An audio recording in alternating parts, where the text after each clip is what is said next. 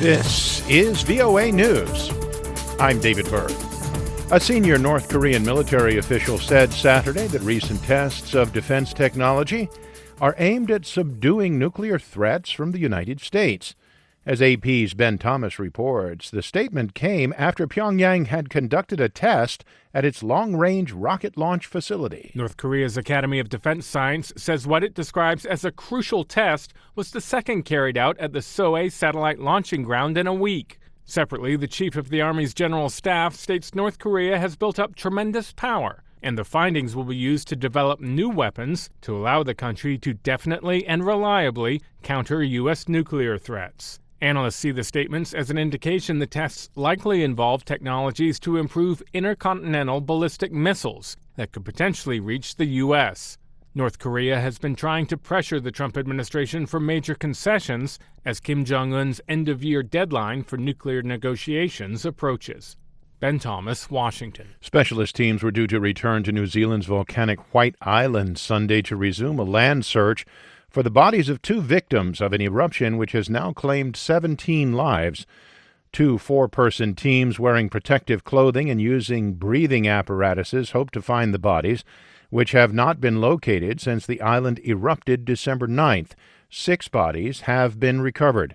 Mike Clement is a deputy police commissioner in New Zealand. We know that time is of the essence, but the reality is for the time being we've recovered the 6 obvious bodies.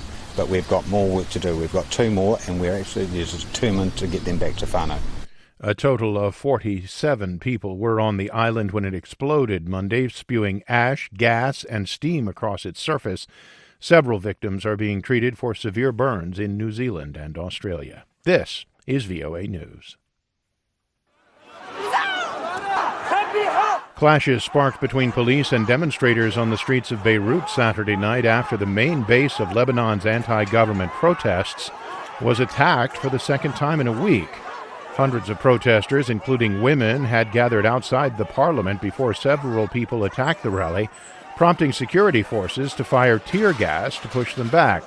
The clashes then spread to the streets surrounding the camp, engulfing the area with smoke from tear gas.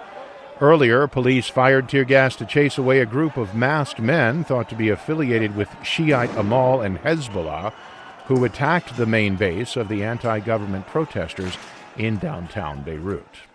A court in Khartoum sentenced former Sudanese President Omar al-Bashir on Saturday to 2 years of detention in a correctional facility. As Naba Mohedin reports, that came after he was convicted of corruption and money laundering. A court in Khartoum sentenced former Sudanese President Omar al-Bashir on Saturday to 2 years of detention in a correctional facility after convicting him of corruption and money laundering, the first verdict after his ouster last April. Bashir also has been indicted at the International Criminal Court for crimes against humanity and genocide in Darfur. More than 300,000 civilians have been killed since 2002. And the conflict has displaced some 2 million people. The verdict is the first in a series of ongoing trials against Bashir, and the first by the transitional government that has ruled the country since his removal. Naba Mohedin for VOA News, Khartoum. Prime Minister Boris Johnson visited former strongholds of his Labour opponents in northern England Saturday and pledged to repay their trust for helping deliver a stunning victory for the Conservative Party in Britain's national election.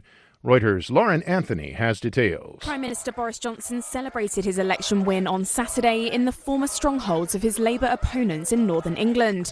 He pledged to repay their trust for aiding a stunning victory for his Conservative Party in Britain's general election. And our priorities and their priorities are the same. And of course, it's getting Brexit done. But it is also delivering on our national health service, our education, safer streets, better hospitals, a better future for our country. That is what we are going to deliver. That is what we are going to focus on.